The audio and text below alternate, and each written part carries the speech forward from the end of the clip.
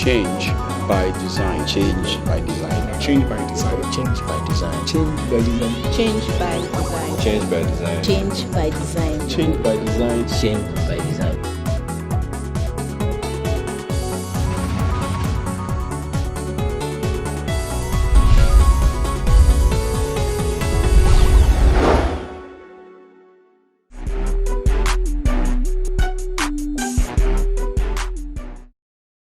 Welcome here.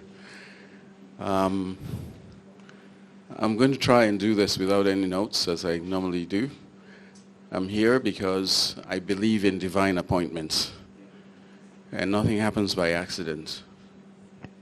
The work that my wife and I have been doing over the past 10 years, actually this is our 10th year of coming to Nigeria. Thank you. Thank you. We come to Nigeria every year in the summer, usually between May and the latest will be August. We go to rural areas to tell leaders to wake up. If you haven't seen the government in 20, 30 years, do you think they'll come tomorrow? Everything you need to survive, to live, to make a difference has already been given to you when you were born. And that's why we're gathered here today. So, as part of coming to Nigeria to go to the rural areas, I'm also encouraging professionals in Canada that anytime they come to, and this is going to be part of my presentation, I'll just talk through it now. Anytime they come to Nigeria to come and do a funeral or a wedding or build their house, that they should look for their colleagues in the same profession for idea exchange. We don't know everything, and we can't pretend to know everything. So, as an example, every year for the past 6 years, when we come to Nigeria, I speak with designers, design students, faculty. It's not that I know a lot of people. The first time we came to Nigeria to do this work in the rural area, we just drove out of town from Abeokuta, stopped somewhere and said, this is a church, we'll go there, talk to the people there, and then we'll begin from there. And that's how we met the people. We didn't go to my older sister to say, oh, do you know somebody you can introduce us to? Are you getting me? It takes boldness, it takes courage to do things like that. And I hope that we'll all be inspired by one another today to take it to another level. Anytime we come to Nigeria, in fact, the first time we came to Nigeria, I had this Samsung phone, silver, it's metal, not plastic, it's really shiny, you know, beautiful little phone. Every time we came out of the car, I'll put the phone in my pocket. It's a very slim, thin phone.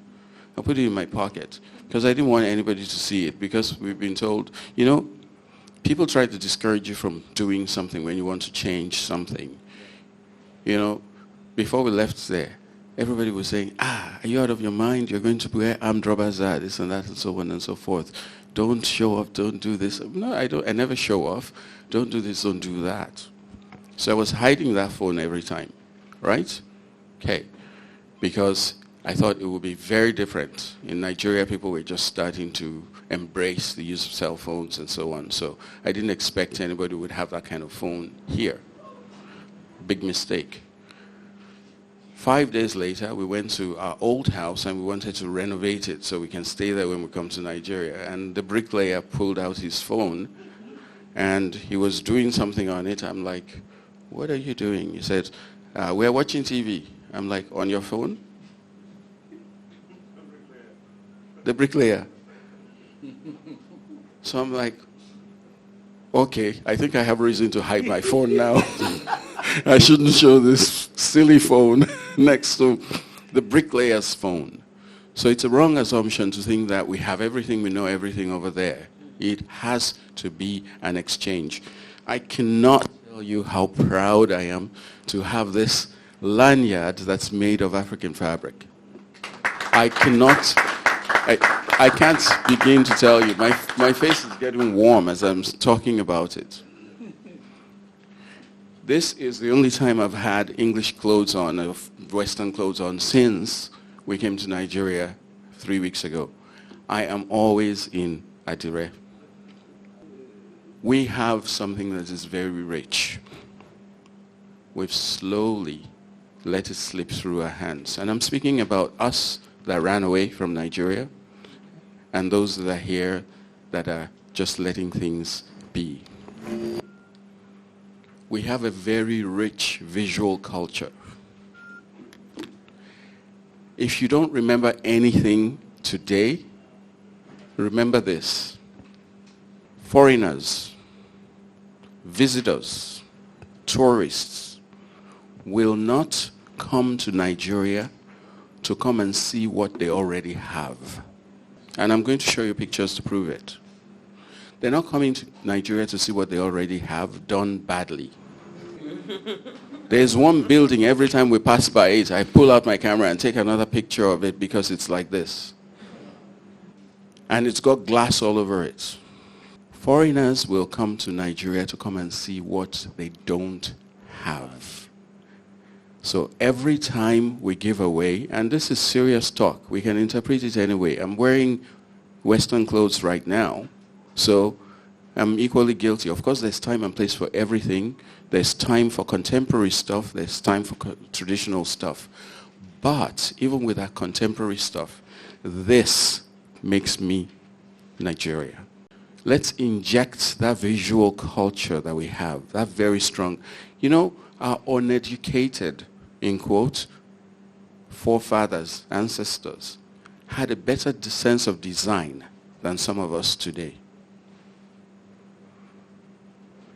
I have photos and photos and photos and photos of homes, old homes in old Oshogbo, old Oyo, where they do decorations on the buildings the best way they could.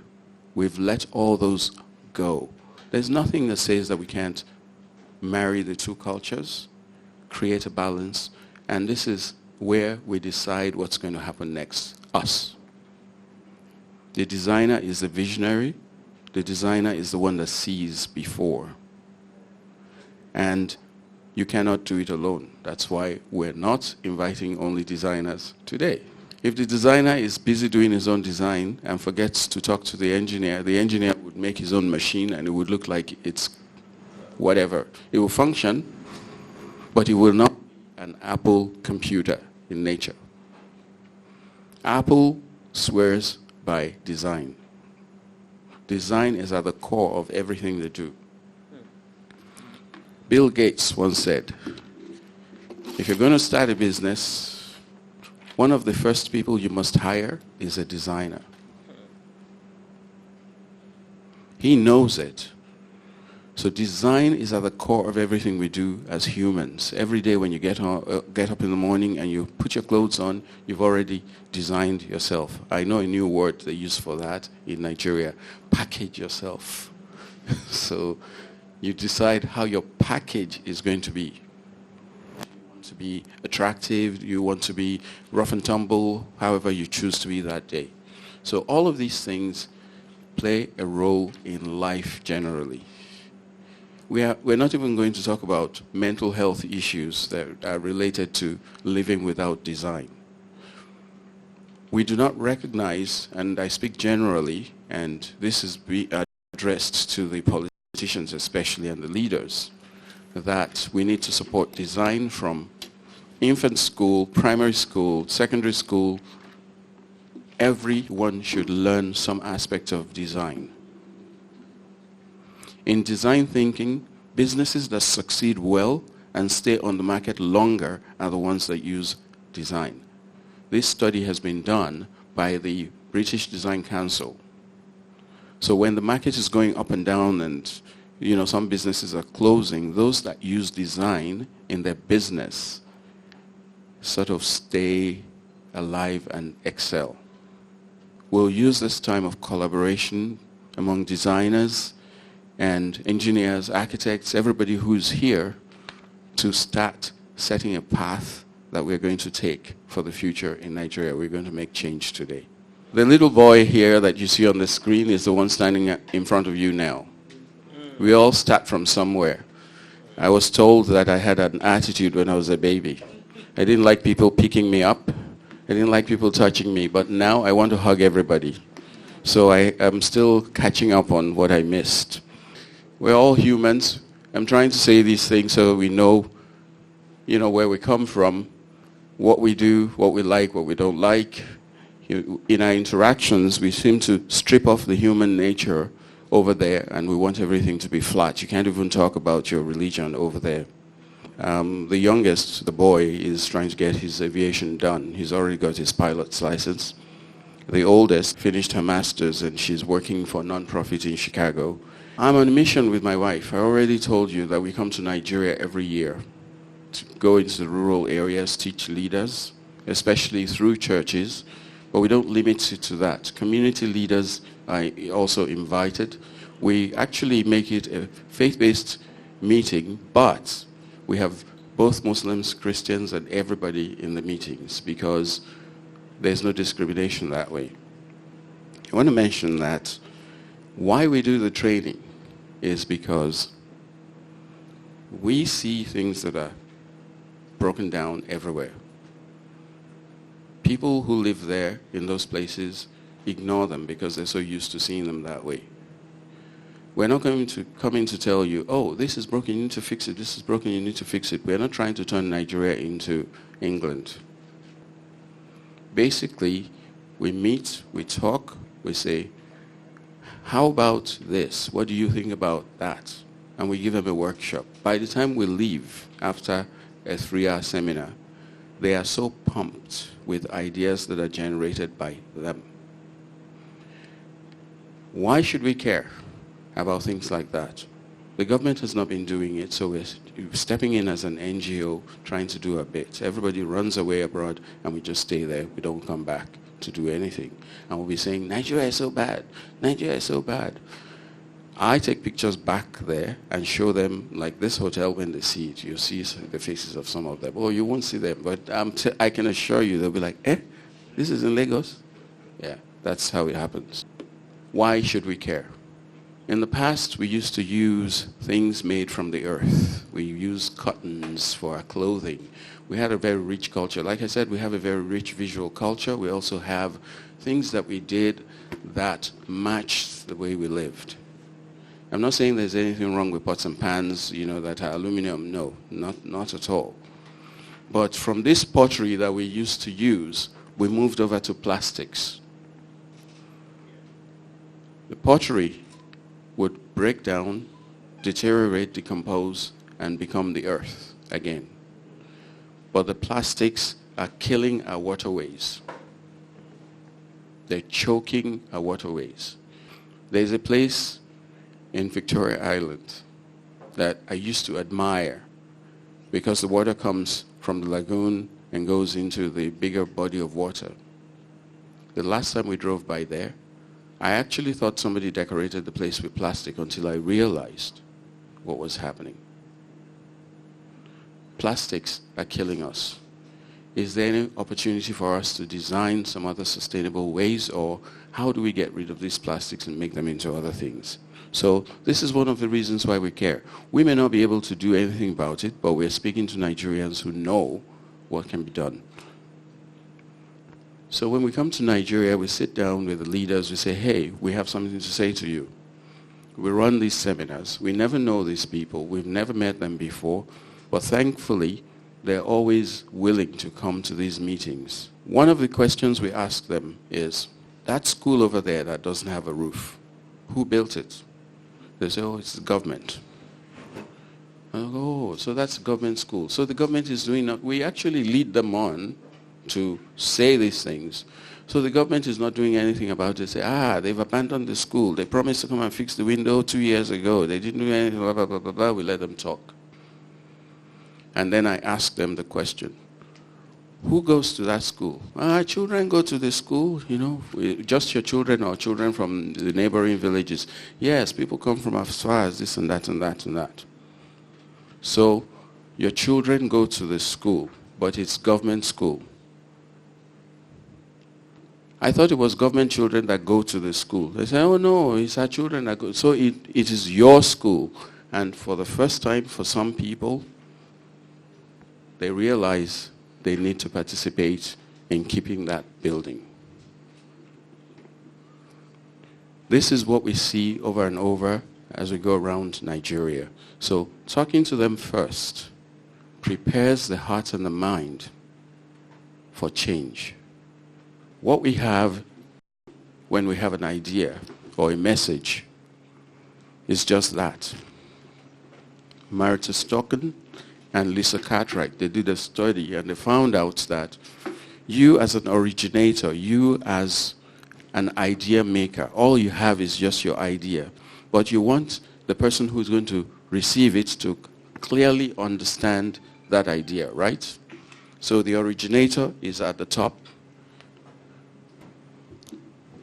The audience is at the bottom. And you just want clarity and understanding. You want them to understand what you're doing. But somewhere in between is this gap. And what they said, that gap where you see that arrow, all you have between you and your audience is just an intention. All you have is an intention. You can draw a man that's diving from a board or jumping from a building and say that shows freedom. Your audience may see it as somebody trying to commit suicide. So over here, the exercise that I had to do with my students is, what is it that could be blocking your information from reaching your audience? And they start telling me things like bias. If you're biased towards one thing or the other, maybe you like the color red and they used blue, you don't like it, that's it. You can't really satisfy everybody. Some people say if it looks like it's from another race or religion, it might be a barrier. Some say if it reminds them of some experience that they've had before that was not very good, it might be a barrier. So we go through that exercise and we write everything in there to find out how do you then navigate or cancel out those things so that more people will accept your message. For me, speaking for myself, my answer is simplicity. Keep it simple. If there is no need for an extra line, why is the line there? You understand what I'm saying? If you're going to make noise, make it in the background or whatever. Let's consider what we're doing so that more people will accept it. In fact, over there, you don't just publish design without working with a planner and somebody who does research to find out what the public perception is. I think you do that here too. So when you know what public perception is, then you give them what they want to see. But some people like me, we're stubborn. We're like, no. If you give them what they want to see, there is no change.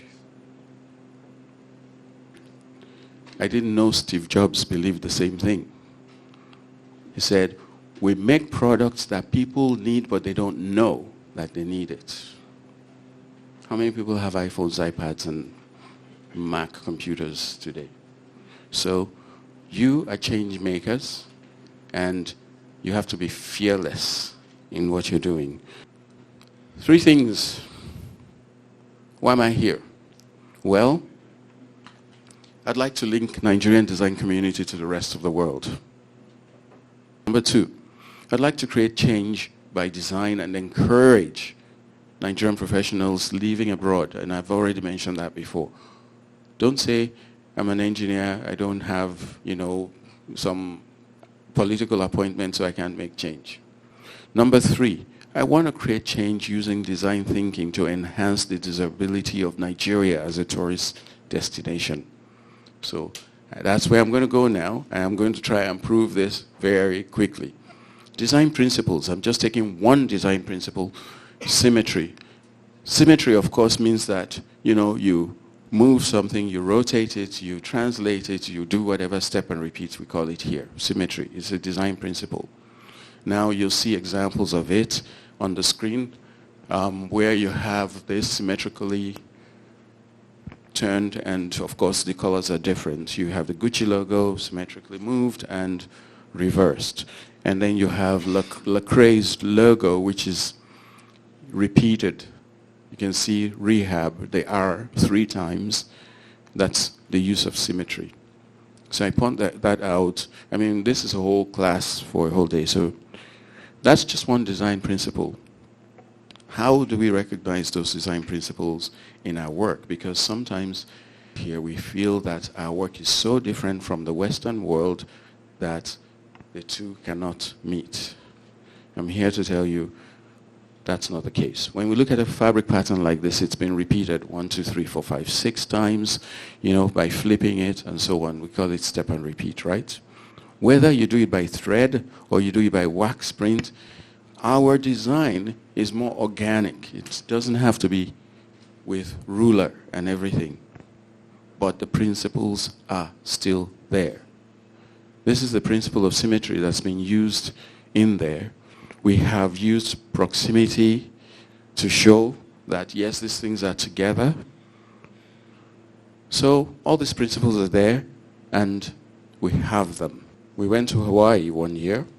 Everywhere you go on that island, they've taken things from their environment, whether it's their native plants, patterns that they use on their clothes, and they use it to make their burglar proofs. They use it to make their gates. They use it on their hotel stationery, logos. In the buildings, you see some buildings, it looks like waves. Hawaii is an American island. But the culture in that place is not dead. And that's one of the reasons why people go there. When you go into a shop, this is a shop. This is the wall of the shop. All they did was use the same principle that I just talked about with one of their patterns and then repeated it in concrete. So is it possible for us to go out there and help our bricklayers come up with molds that they can use to make things like this and decorate our buildings so that we start to have our visual culture back? And of course, one of the staff at the cultural center, that is her uniform. That is her uniform. Look at the patterns on the walls. A very fine example. This is real branding. So what is my role now as a designer? What am I willing to do? Or am I just here to come and talk big man and big,